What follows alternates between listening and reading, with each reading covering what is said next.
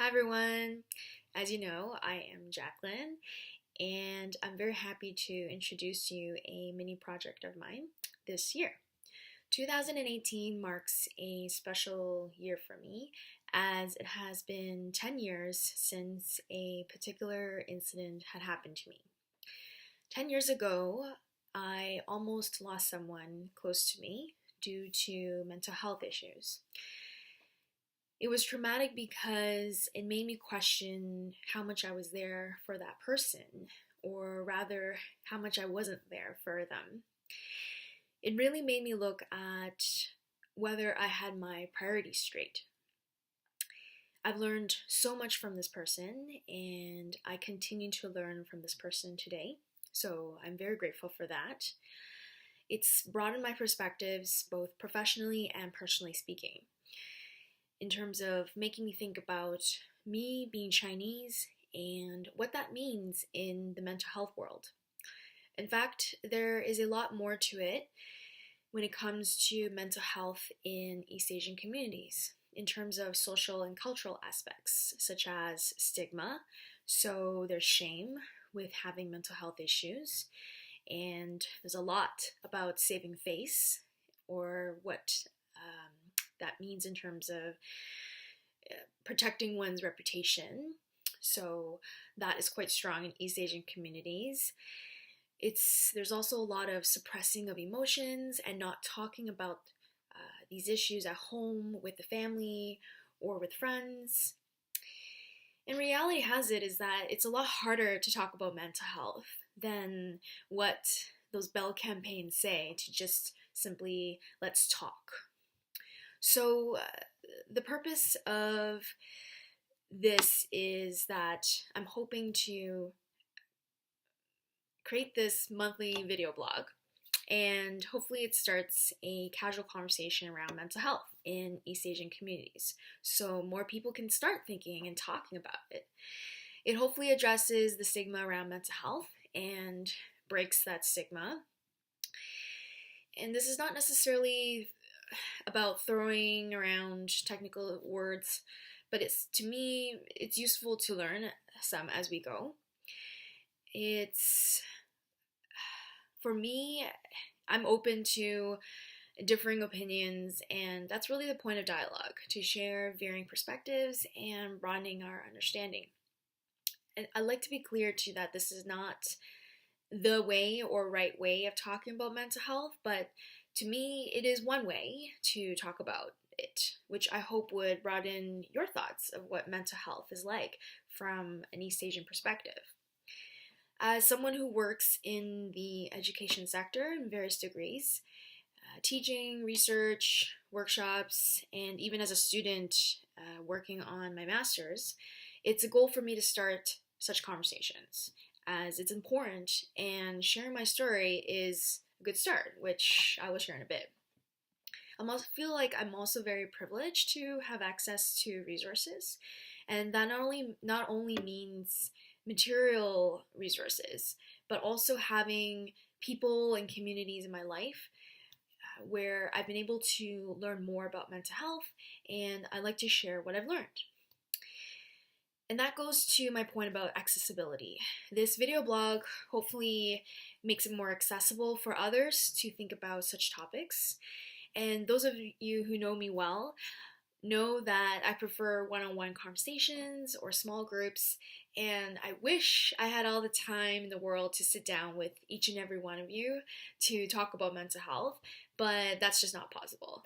So I thought the video blog was the next best thing. It doesn't mean I won't respond if you leave comments or send me a private message, so feel free to do so. This video blog, I hope, is targeting folks who are, well, first of all, it's absolutely not talking on behalf of folks with mental health issues. I'm talking from a place of someone who has been trying to gather resources and developing my own path of learning, as I'm surrounded by people with varying degrees of mental health issues. I'm more specifically speaking to the folks who don't often come across the topic of mental health. So that includes those who don't know people with mental health issues, for people who are not sure what mental health looks like in their lives, for people who do know others with mental health issues but are not sure how to feel about it or don't know what to do about it.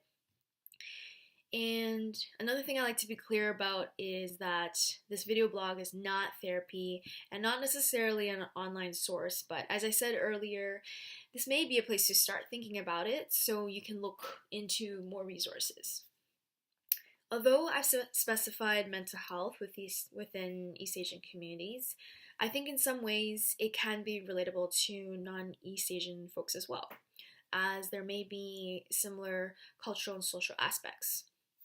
And I'm absolutely not speaking for all East Asians. I work with and have connected with East Asians of various backgrounds in terms of ethnicity, social class, educational background, etc.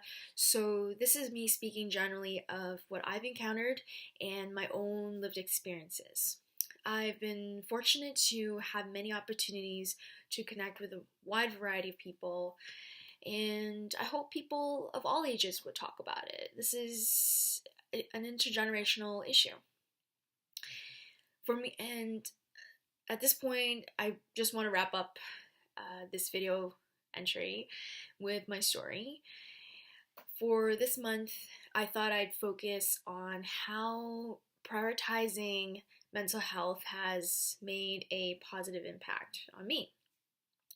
This video blog is kind of my way to start talking a bit more about my story, which I believe will help with unpacking some of the issues I face. I guess you could say this is one of my forms of therapy or healing, and I wouldn't want anyone to go through what I've gone through, so I'm here to share that learning and let you know how it's been for me. In terms of a positive impact, the experience for the past 10 years has woken me up on a whole other level, and it's still happening to this day. It's helped me realize my false sense of confidence in the past and how fragile my self-esteem was before. Although school marks and validation from others confirmed my self-confidence, it wasn't truly a sense of confidence, as I didn't have a strong foundation of knowing and accepting who I was.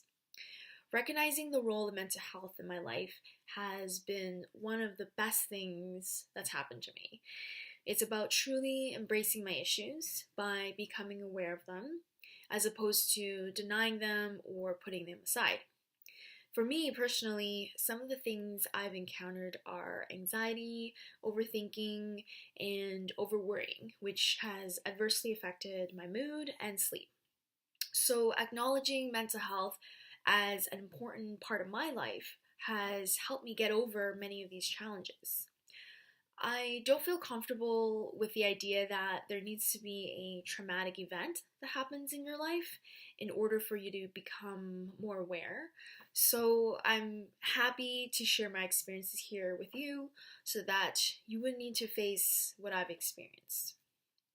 Before I go, I'll share you my plan of this monthly video blog.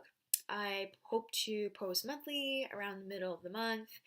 I look forward to talking about topics such as what's been happening with mental health in East Asian communities, or rather what's not happening, what I think about therapy, which I've done and still continue to do at times, and what I think about or what I think people can do to support East Asians with mental health issues. So topics like that. If there's anything you'd like me to cover, let me know. Feel free to message me, of course, privately or write in the comments below, and feedback is always welcome. I'm very thankful, and I thank my family, my friends, my mentors, teachers, and many, many other people who've brought me to where I am today and where I am now, but more importantly, how they've helped me strengthen my voice to speak on this video blog. So thank you for listening, and hope to see you next month.